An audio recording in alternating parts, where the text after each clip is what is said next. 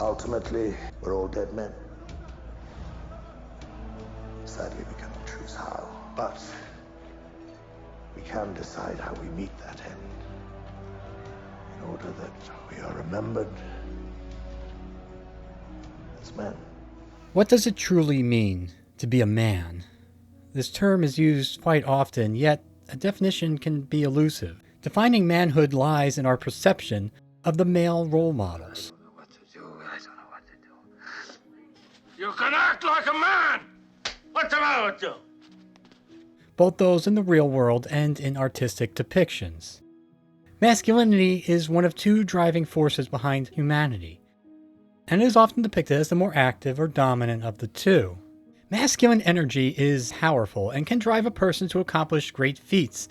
Yet identifying as a man does not guarantee that you will be an effective leader, a magnanimous ruler, or a beloved father. This video is a continuation of my series on the masculine archetypes as represented in the book King, Warrior, Magician, Lover by Robert Moore and Douglas Gillette. Moore and Gillette define masculinity as it is represented in common myths, literature, and poetry from across the world. In this video, I will be demonstrating how masculine archetypes are depicted in popular media. These archetypes, both masculine and feminine, are available to both sexes and all genders, following in traditions of Swiss psychiatrist Carl Jung's definition of archetypes. Please remember that that is my intention, even if I am predominantly using male examples or pronouns. Now come the days of the king. The king is synonymous with the father energy or archetype, and it is the dominant of the four masculine archetypes. The image of a king we hold in our minds is a primal symbol in all humans. The king is the pinnacle of masculine authority. He is both strong and sympathetic, knowledgeable and wise, brave and true. Channeling this energy can drive humans to accomplish amazing feats. We choose to go to the moon in this decade and do the other things, not because they are easy, but because they are hard. The king energy can drive a person to stand on top of the mountains their ancient ancestors had climbed and go further, farther, higher, and faster than anyone had ever dreamed. But the king is also a father. And make no mistake, a father is a king within his own home. And it is good to remind men that they must act like kings. You're a prince, you know that? I'm the king. You know, Trey, you may think I'm being hard on you right now, but I'm not. What I'm doing is I'm trying to teach you how to be responsible. It's like your little friends across the street, they don't have anybody to show them how to do that. They don't. You're gonna see how they end up, too. A king first arises from the immature archetype of the divine child, which I covered in my first video. The divine child is the parents' and society's expectation for the child, or that generation of children. This is represented by them being destined to one day rule, conquer, and defeat evil.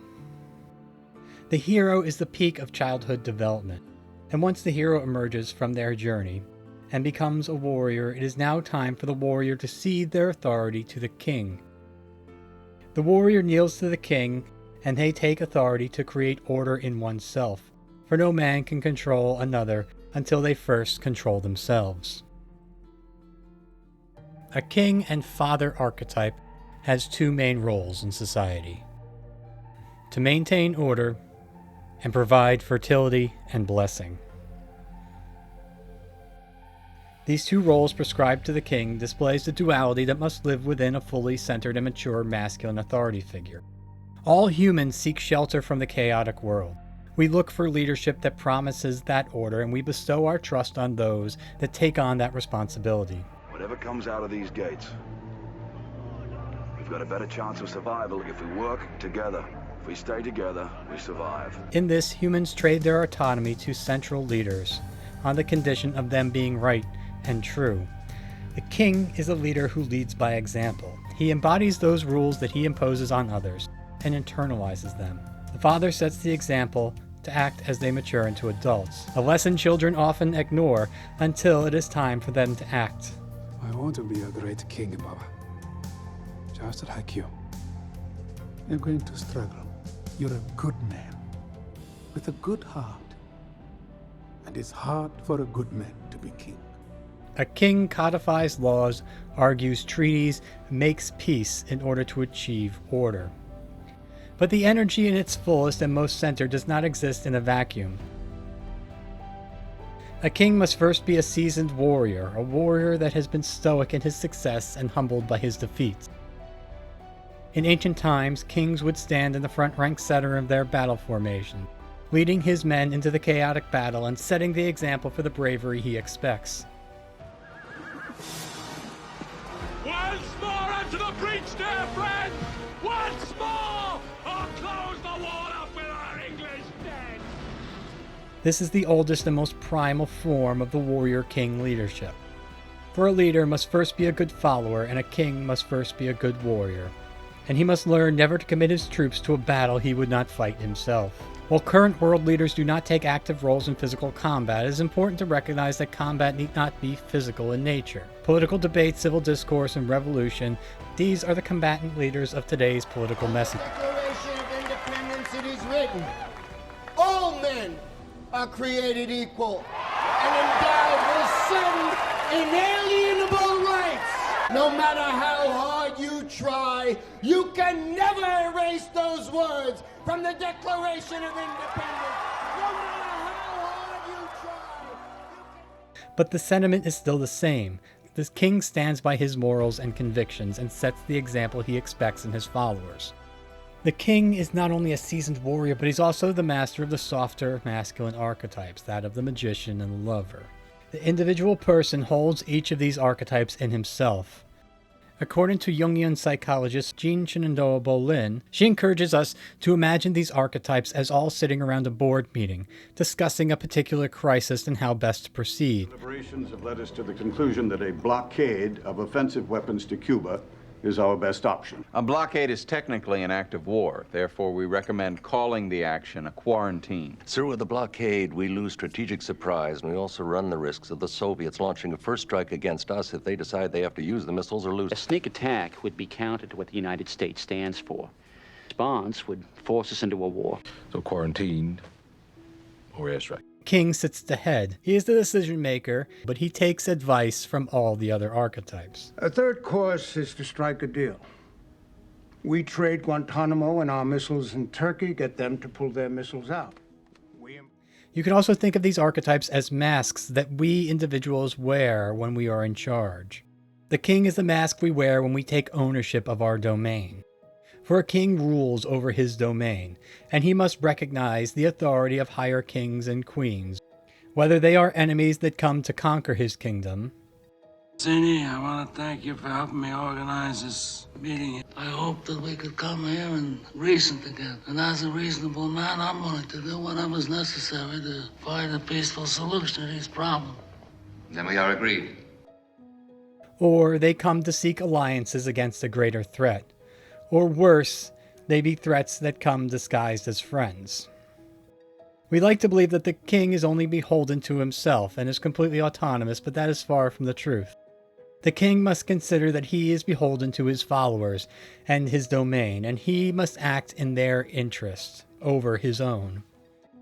You have a deeper love of this country than any man I've ever known. And I want to know what it says to you that in the past 7 weeks, 59% of Americans have begun to question your patriotism. The president doesn't answer to you, Louis. Oh, yes, he does, AJ. I'm a citizen. This is my president. And in this country, it is not only permissible to question our leaders, it's our responsibility. The image of the father is the most intimate reference that each human carries within them, and that defines their masculinity. The father rules over his house as a king would rule over his kingdom with magnanimity. While the father's primary role is to provide order, his other roles require him to provide fertility and blessing. Hail, Lord King. You have grown too old to be greeted as a child. But a father never grows too old for a good smothering! Children of a father and the subjects of a king alike are starving for recognition and approval from their masculine role models. Bill? Yeah. Dad. Could you, like you said, teach me to play catch? Yeah. Sure. But I gotta get this done. The father provides blessing by recognizing achievements. and seeing each child as an individual to themselves. The magnanimous king and father minimizes punishment and maximizes praise. In that way, the father need not scold disobedient children. Father, we'll finish them together! Silence. For withholding praise is also a punishment in itself. This tactic may anger a mother figure, who is a true domestic leader. Your sons flew that enchanted car of yours to Surrey and back last night. Did you really? How'd it go? I mean, that was very wrong indeed, boys. Very wrong of you. For even the king must acknowledge that he is sometimes a servant to a higher authority, and he is a servant first and foremost to his own queen. Bill, Yeah? couldn't you take a break and teach him now? Mom, it's okay, Bill. Okay. I'll get my glove. For it is the responsibility of the father to provide a positive male example for his children. It is important for a masculine authority figure to recognize the child's need for growth and exploration away from the family. In the domestic setting, the feminine energy can be more concerned with protecting the young and caring for the status quo of the house. I go to the East Coast. Your dad and I will barely be able to afford in-state tuition. There are loans, Your brother, your very smart brother, he can't even find... Where the father energy is more likely to encourage risk-taking and adventure-seeking in youth, much to the chagrin again of the feminine energy. With her scholarships, and then if we refinance the house, then where are we? When the male energy is absent in the house, either because of an absentee or weak father, the mother can take on the roles of the masculine father figure. How's your day, Johanna? Just wandered around being a deformed kid with nothing to live for. Oh, you're not deformed. My face looks like a goddamn street map, woman. If my father were here, he'd get it. You want your dad, eh? Yeah, I do.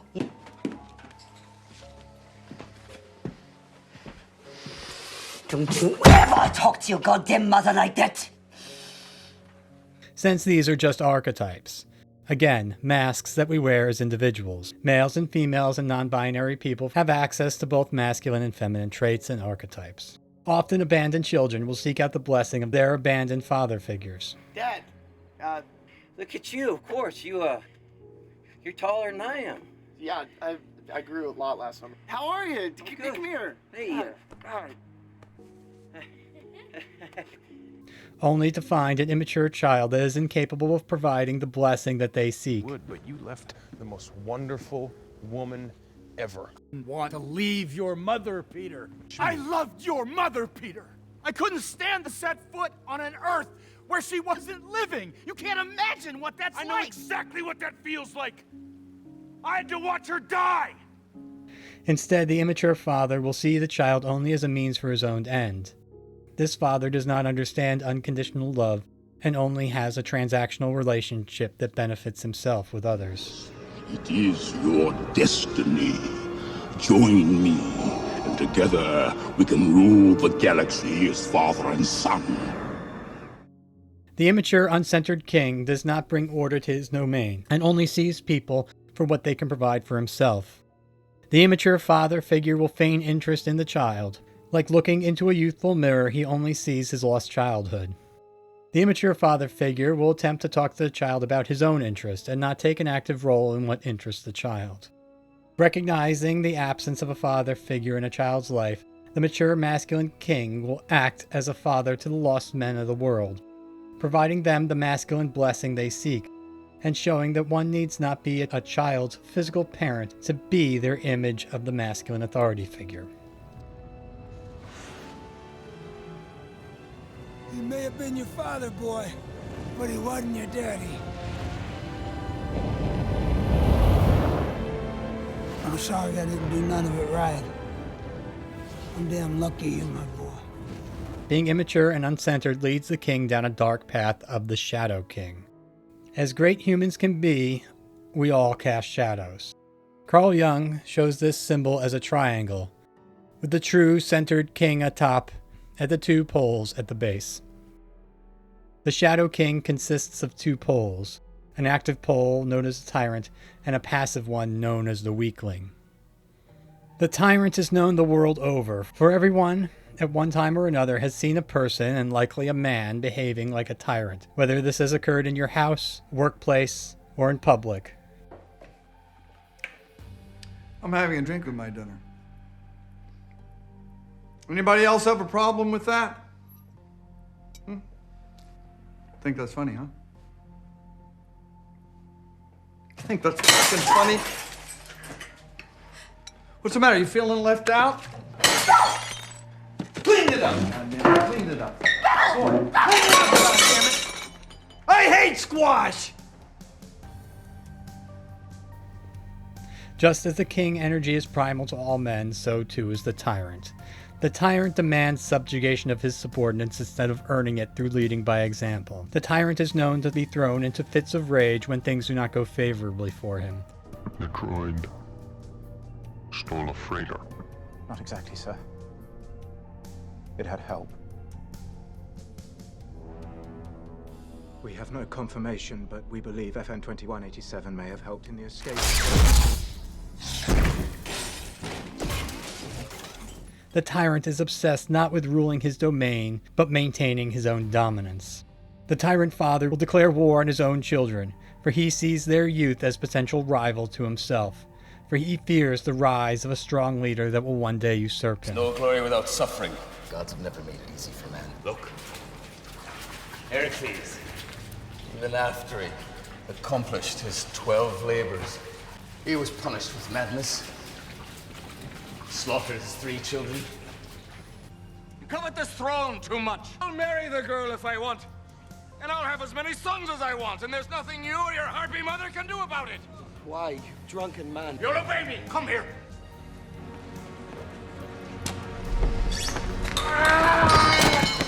Get out of my palace! You're exiles, you bastard! This is because the tyrant only exists to protect the weakling, who hides behind the tyrant's false front. The weakling king is scared to make decisions, fears anything new. Secretly, this king believes he is not worthy of being king. Your son, he is dead. My lord. Uncle, will you not go to him? Will you do nothing? He is not worthy of the crown he wears. The weakling father will neglect his duties to provide his family, and he will starve them not just of food, but also affection, blessing, and attention. And all the while, the people were forgotten. But the Senate is the people, sire. Chosen from among the people. Speak for the people. I think I understand my own people. Then perhaps Caesar will be so good as to teach us. I call it love. I am their father. The people are my children. And I shall hold them to my bosom and embrace them tightly. Have you ever embraced someone dying of plague, sire? The tyrant is allowed to rule over his subjects for the same reason that we follow just and right kings. 264 million 264 million people don't give a damn about your life. They give a damn about their own. Look, if people want to listen to They don't have a choice. Bob Rumsden is the only one doing the talking. People want leadership, Mr. President. In the absence of genuine leadership, they'll listen to anyone who steps up to the microphone. They're so thirsty for it, they'll crawl through the desert toward a mirage, and when they discover there's no water, they'll drink the sand.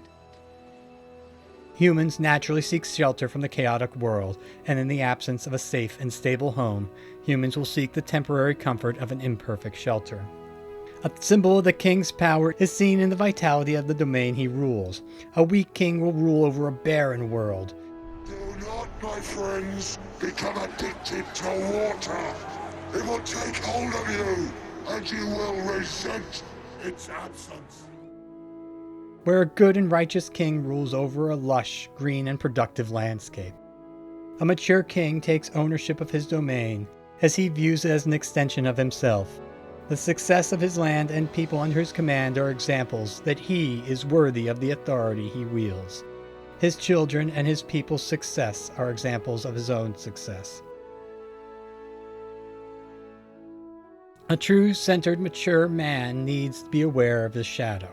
Anyone who has held power has had the compulsion to abuse it.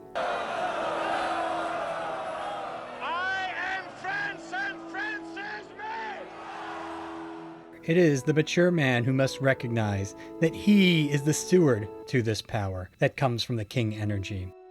She says, all energy is only borrowed, and one day you have to give it back. And just as it passed to him, it'll pass on from him. And his duty to establish and maintain order and give blessing will pass to a future king. Knowing that you can control your inner shadow can give a mature man the confidence he needs, knowing that he has already brought order to his internal world. Being graced by the king energy is the closest a moral human will ever come to being a god. Many polytheistic religions around the world have a central masculine fatherly figure. A wise and centered mature king will take this comparison as a compliment and nothing more, where an immature, uncentered king will take this as fact and declare himself a god. A mature, centered father archetype is kind, magnanimous, giving blessing and encouragement to those who are worthy and deserving. My friends, you bow to no one. A king is the one who sets the example of mature masculinity. He is the one that remains calm and provides order when everyone else is given into chaos. Oh, you bad now. I want you to give me the gun. He is the boss that rolls up his sleeves and works aside his workers. The father that cheers the loudest at sporting events and decorates his office with pictures of his children. By its very nature, mortals' rule over any domain is only temporary. A wise king knows he is mortal and will one day leave this plane of existence. Just like his rule and authority, it is only temporary. It is his duty to perform the roles as king as best he can while he is imbued with the power. For he too is beholden to the fathers and kings who came before him, the ones who will come after him, the king within himself, and the father king that looks down on us all.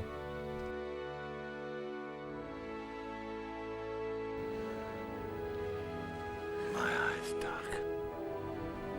My body is broken. You have to let me go. I go to my fathers, in whose mighty company I shall not now feel ashamed.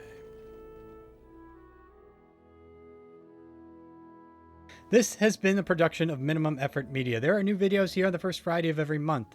If you would like to own a copy of the book discussed in this video, King, Warrior, Magician, Lover, I host a giveaway with each of these videos I release on the topic. All you have to do to enter is be a subscriber with notifications turned on, like the video, and leave a comment for me to randomly select.